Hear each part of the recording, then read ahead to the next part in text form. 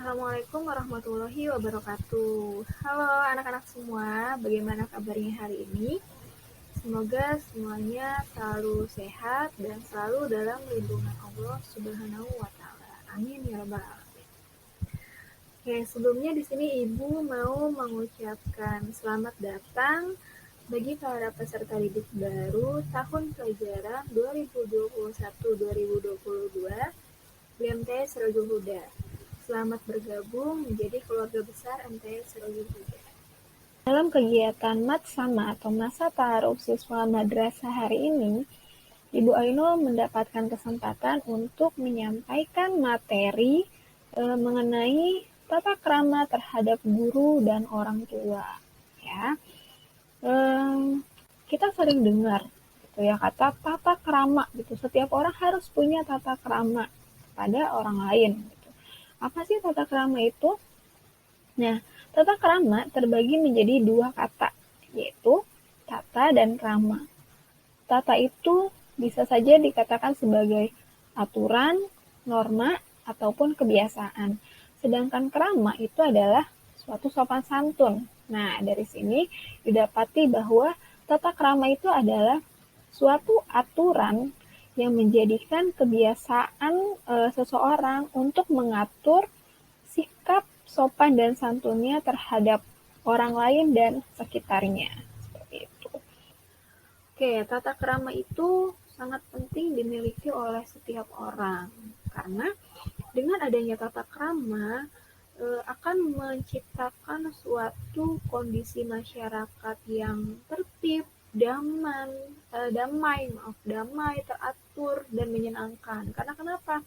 Setiap orang itu pasti akan selalu menjaga dirinya untuk bersikap yang baik terhadap orang lain dan sekitarnya sesuai dengan aturan atau norma yang berlaku di sekitarnya atau yang sudah disepakati seperti itu. Oke, penerapan tata krama itu bisa dilakukan di berbagai lingkungan kehidupan, misalkan di sekolah, di rumah, maupun di masyarakat. Nah, kalau di sekolah pasti tata kramanya itu bisa dilakukan dengan guru-guru atau dengan teman di kelas. Kemudian kalau misalkan di rumah, tata krama itu bisa diterapkan kepada orang tua misalkan. Oke, untuk di sini Ibu akan memberikan contoh penerapan tata krama terhadap guru dan terhadap orang tua ya. Yang pertama di sini akan Ibu sampaikan beberapa contoh tata krama terhadap guru terlebih dahulu ya. Nah, guru itu kan adalah orang tua kedua kalian. Nah, orang tua di sekolah, kalau di rumah kan ibu dan bapak kamu. Kalau di sekolah itu adalah orang tua kalian itu adalah guru, bapak dan ibu guru yang ada di sekolah. Mereka itu harus kalian hormati, ya seperti layaknya orang tua kalian di rumah. Bagaimana caranya? Nah, ibu akan sebutkan satu persatu. Yang pertama misalkan, jika bertemu dengan guru, ucapkan salam. Gitu. Ya kalau ketemu sama guru, salim. Kemudian ucapkan salam atau minimal disapa gitu Pak atau Ibu. Tadi senyuman yang manis. Jangan ketika ketemu sama guru malah menyeleweng atau buang muka atau bodoh amat gitu. Jangan atau pura-pura nggak tahu gitu, nggak lihat guru. Padahal ada itu. Jangan seperti itu. Kalian senyum minimal, kalian sapa, lama kelamaan kan guru akan ngeh, oh anak ini kayaknya santun banget ya gitu, selalu menyapa bapak atau ibu guru seperti itu. Kemudian yang kedua, tunjukkan rasa rendah hati dan hormat serta sopan santun. Nah, kita harus punya rasa rendah hati kepada guru dan juga hormat. Contohnya seperti apa? Misalkan kalian mau lewat nih, lagi di jalan, ya mau lewat, ternyata di situ ada bapak ibu guru lagi berbicara. Gitu. Minimal kamu lewat itu dengan sopan santun, menundukkan badan kalian, gitu, membungkukkan badan, bilang permisi Pak, permisi Bu, mohon maaf mau lewat atau bagaimana. Jangan jalan melonong aja gitu, itu kan tidak ada sopan santunnya, tidak punya etika dan tata krama seperti itu. Kemudian misalkan kalian lihat ada guru yang sedang kesulitan gitu, misalkan bawa barang-barang atau bawa buku sangat banyak, kalian bantu, minta izin, maaf Pak, Bu, kok kayaknya Bapak Ibu agak repot ya, bisa nggak saya bantu gitu. Jadi penawaran, tolong Bapak dan Ibu eh, jangan aja Bapak dan Ibu guru sedang kesusahan ya dibiarin aja, jangan seperti itu, tolong ya. Kemudian hormati juga. Bagaimana hormatinya? Misalkan ketika jam istirahat, oh Bapak atau Ibu guru malas untuk turun lagi karena selanjutnya akan mengajar di kelas kalian gitu. Sedangkan kalian sedang makan di dalam kelas ya, atau lagi istirahat. Tawari Bapak dan Ibu guru, mohon maaf Pak atau Ibu, kami makan dulu ya, atau enggak tawarin Bapak mau makan atau mau minum dan sebagainya, tawari. Hormati, jangan makan aja di depan Bapak Ibu guru. Padahal ada di depannya, dibiarin aja gitu, jangan kayak gitu karena tidak ada sopan santunnya. Kemudian yang ketiga adalah berbicara dengan bahasa yang baik saat berkomunikasi dengan guru. Nah, guru itu saya katakan tadi seperti orang tua, orang yang lebih tua dari kita. Berarti bagaimana cara kita berbicara dengan orang yang lebih tua dari kita? Harus sopan santun, harus lemah lembut, jangan dinaiki nadanya, harus rendah, lemah lembut, dan harus jelas ngomongnya gitu ya, jangan bertele-tele, kemudian bahasanya dinaikin atau bahkan teriak-teriak gitu. Bapak Ibu guru lagi lewat, kalian panggil dari jauh Pak atau Bu gitu dengan nada yang keras, jangan seperti itu tidak sopan. Lebih baik kalian parahin dulu, kemudian kalian panggil ketika sudah dekat, mohon maaf Pak atau Bu, ada keperluan apa, silakan kalian bicarakan baik-baik, jangan dengan nada yang tinggi gitu. Kemudian ada mungkin Bapak atau Ibu guru yang gaul gitu ya, gaul, enak diajak bercanda. Nah, kalian pun harus lihat situasi dan kondisi, walaupun enaknya itu Bapak Ibu guru untuk berbicara, tapi etika berbicaranya pun harus tetap diperhatikan gitu. Jangan mentang-mentang Bapak ini mah orangnya asik kok, ngomongnya lu gue, atau enggak ketawa ketiwi, suaranya dibesarkan gitu kan, itu kan tidak sopan. Mau seasik Bapak Ibu guru pun tetap lihat situasi dan kondisinya, bahwa mereka itu adalah orang tua gitu. Jadi harus berbahasa yang baik. Kemudian yang selanjutnya adalah menaati perintahnya selama perintah itu tidak bertentangan dengan ajaran agama gitu. Nah, Bapak Ibu guru selama mengajar itu pasti punya aturan gitu ya, pasti selalu perintah gitu, punya aturannya masing-masing. Kalian laksanakan apa yang menurut kalian itu baik selama tidak melenceng ke ajaran agama. Itu harus diikuti karena itu adalah suatu perintah Bapak dan Ibu guru. Kemudian yang selanjutnya adalah senantiasa menjaga nama baik guru. Poin-poin tersebut yang sudah Ibu sampaikan itu bisa kalian terapkan apabila kita melaksanakan pembelajarannya secara langsung atau ketemu langsung gitu ya, itu akan mudah kalian aplikasikan.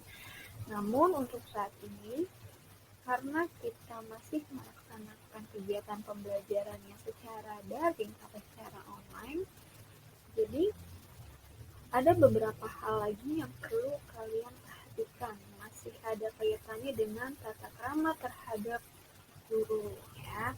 Sini akan Ibu jelaskan satu persatu. Nah, yang pertama yaitu berkomunikasi secara daring dengan baik.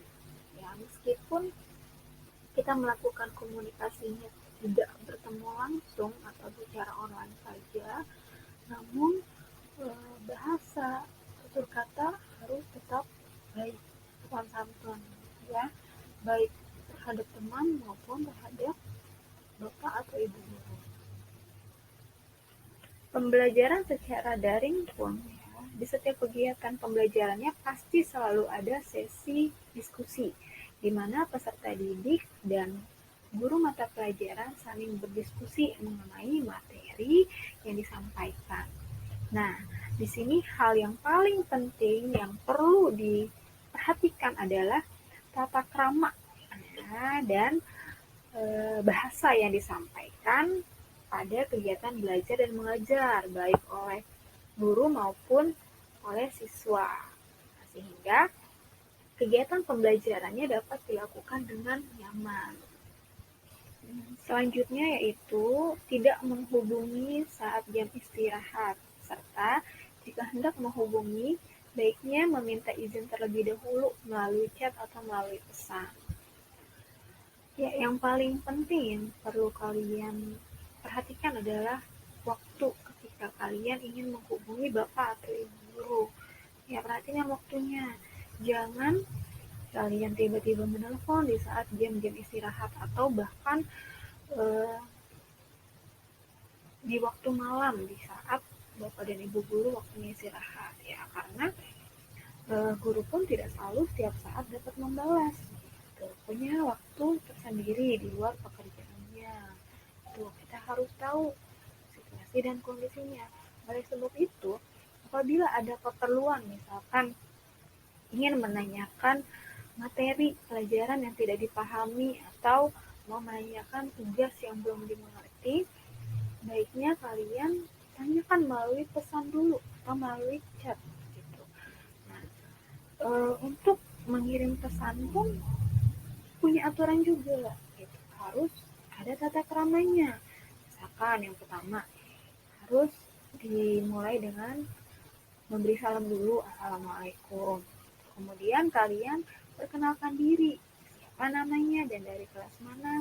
Kemudian apa maksud dan tujuan memberikan pesan atau memberikan chat kepada bapak atau ibu guru tersebut. Dengan catatan jangan bertele-tele. Gitu. Dengan langsung ke tujuan utamanya tuh apa. Misalkan mau menanyakan materi ini kok saya kurang paham ya Pak. Maksudnya gimana ya? Nah, jangan lupa diakhiri dengan kata terima kasih. Intinya harus menggunakan bahasa yang baik dan sopan. Selanjutnya, jika sedang berlangsung pembelajaran daring, gunakan pakaian yang rapi, sopan, bersikap baik, dan tepat waktu. Nah, walaupun kita belajarnya di rumah gitu, anggap saja seolah-olah kalian sedang belajar di sekolah gitu. Persiapannya sama seperti kalian mau berangkat ke sekolah. Pakaiannya harus rapi dari atas sampai bawah. Kemudian sudah mandi gitu ya. Ini jangan sampai mentang-mentang belajar di rumah, bangun tidur langsung buru-buru pakai seragam, tidak mandi. Jangan. Nah, bangun pagi tetap, kemudian mandi, langsung menggunakan pakaian seragam dengan rapi. Karena ketika kalian berpenampilan rapi, itu akan menjadi nilai plus di mata bapak atau ibu guru. Kenapa? Karena pasti bapak dan ibu guru itu menilai bahwa oh siswa ini tuh terlihat rapi banget, berarti memang benar-benar niat nih untuk melakukan pembelajaran. Gitu. Jadi itu adalah poin plusnya penilaian bapak dan ibu guru. Selanjutnya harus tepat waktu. Nah, ini poin yang paling penting tapi banyak yang diabaikan oleh para peserta didik saat ini. Ya, harus tepat waktu. Meskipun belajar di rumah, itu ya tugas-tugas harus tetap dikumpulkan. Biasanya bapak dan ibu guru itu memberikan waktu maksimal 1 minggu. Nah, lebih cepat, lebih baik kalian kerjakan. Itu juga akan menjadikan nilai plus, nilai tambah gitu di mata bapak dan ibu guru. Jadi jangan karena diberi waktunya lama nih 1 minggu, ya udah dikerjainnya nanti-nanti aja deh, dan pada akhirnya nanti tidak dikerjakan. Tidak seperti itu, sesungguhnya harus tepat waktu. Begitu juga ketika kita menerima materi pembelajaran. misalkan Bapak dan Ibu guru ingin mengadakan pembelajaran secara tatap muka langsung melalui Zoom atau Google Meet gitu. Biasanya ada waktunya, misalkan dimulai jam 8. Nah, sebelum jam 8 kita harus sudah siap, sudah bangun, sudah mandi, sudah pakai baju, sudah siap di depan handphone atau laptop gitu, siap menerima pembelajaran. Jangan uh, jam 8 baru dibangunin sama orang tuanya. Ya, seperti itu. Harus tepat waktu. Itu poin pentingnya. Oke, kemudian di sini Ibu akan menjelaskan mengenai penerapan tata krama di lingkungan rumah itu terutama terhadap orang tua. Yang pertama, bertutur kata atau berbicara dengan bahasa yang halus dan baik. Nah, ini paling utama yaitu masalah komunikasi. Ya. Yang namanya berkomunikasi itu harus selalu dengan bahasa yang baik, yang halus. Jangan pernah menaikkan nada bicara kita gitu ketika kita berbicara dengan orang yang lebih tua, apalagi orang tua. Jangan menaikkan nada bicara kita gitu, karena itu menandakan suatu ketidaksopanan. Selanjutnya, apabila dipanggil segera mendatangi dan menjawab.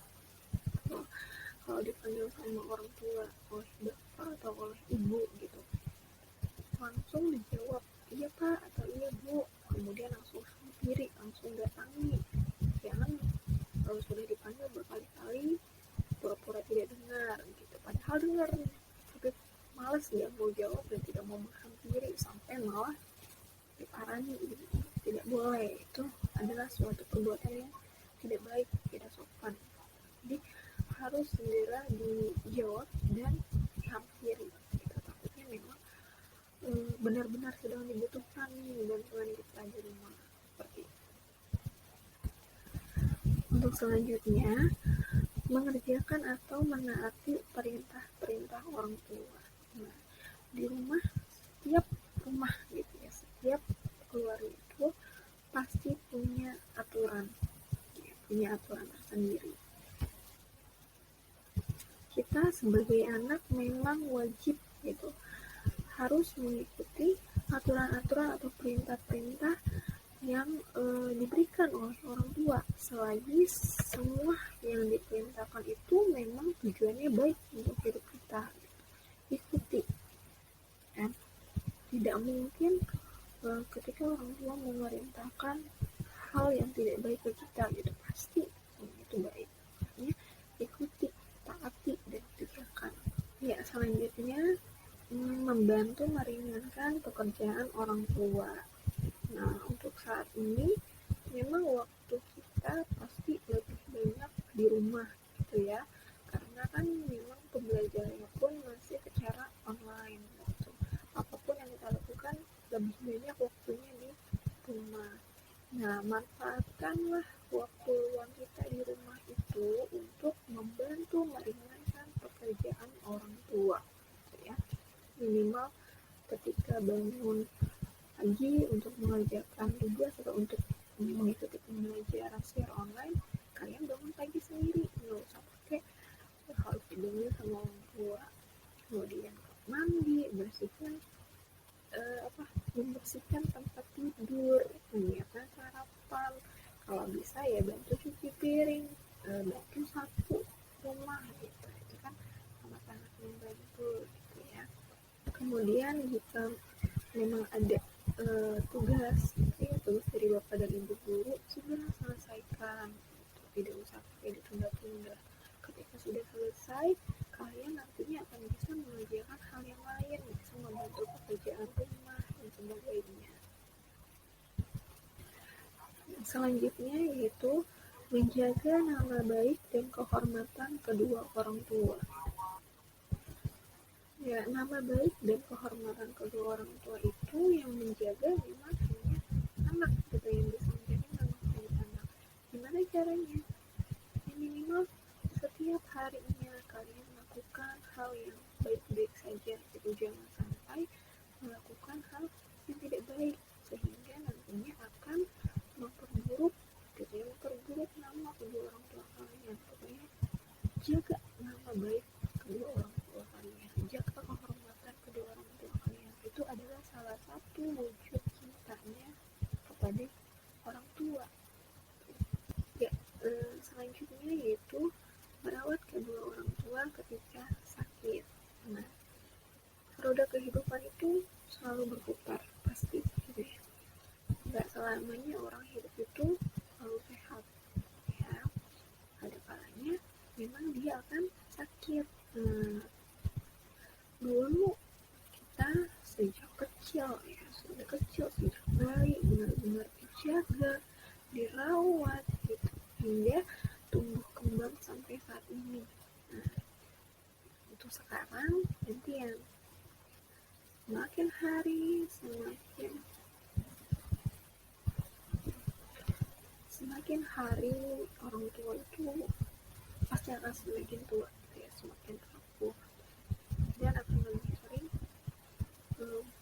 sakit-sakitan gitu. Nah, sekarang gantian, peran seorang anak itu harus menjaga dan merawat kedua orang tua ketika sakit ya.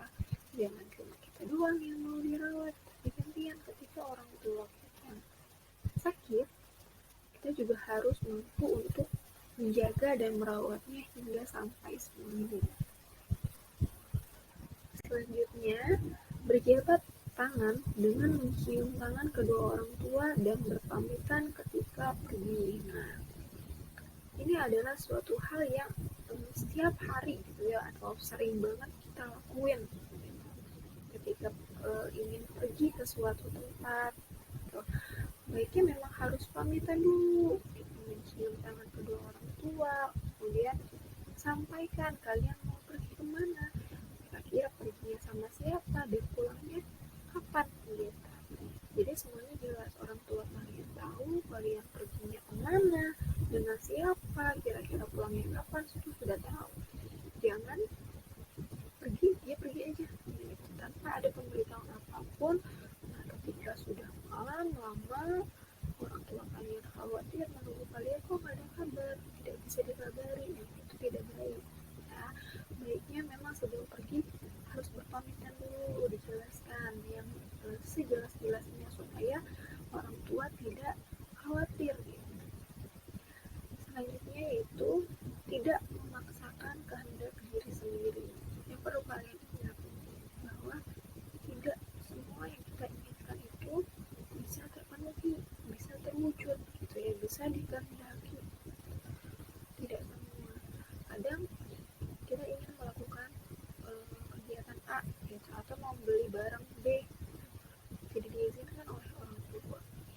Orang tua pasti punya alasan tersendiri kenapa tidak dibolehkan, itu tidak dikehendaki, punya alasan tersendiri yang pasti itu tidak baik untuk diri kalian.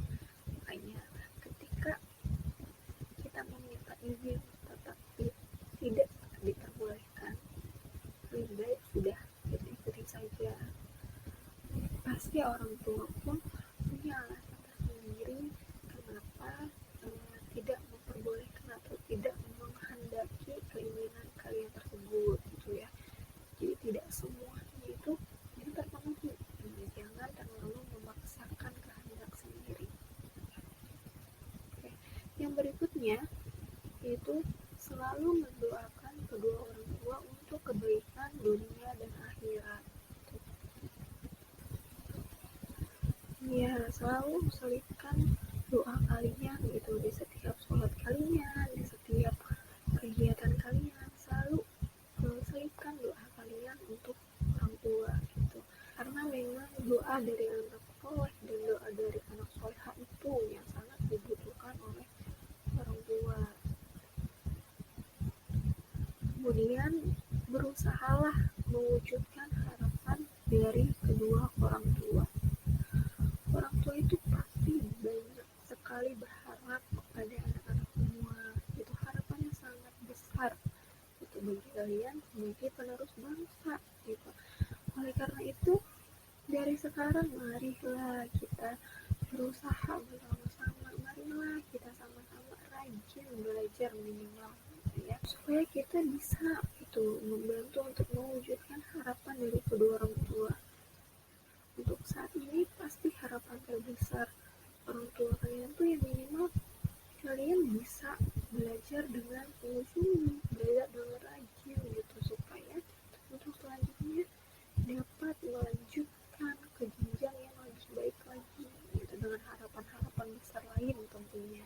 Yang terakhir itu selalu meminta keriduan dan meminta doa baik dari kedua orang tua, karena ridhonya Allah itu tergantung ridho dari orang tua. Jadi kalau kita mengharapkan ridho Allah, yang pertama itu harus minta ridhonya orang tua dulu gitu, minta doa-doa yang baik ya.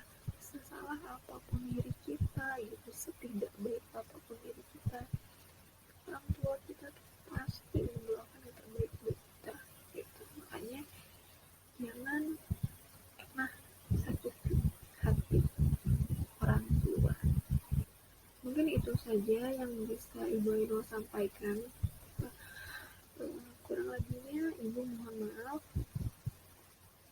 Ambil baiknya, buang yang buruknya. Ya.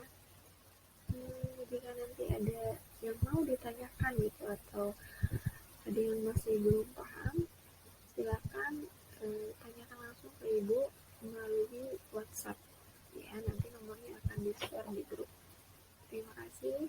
Tetap semangat, selalu jaga kesehatan. Assalamualaikum warahmatullahi wabarakatuh.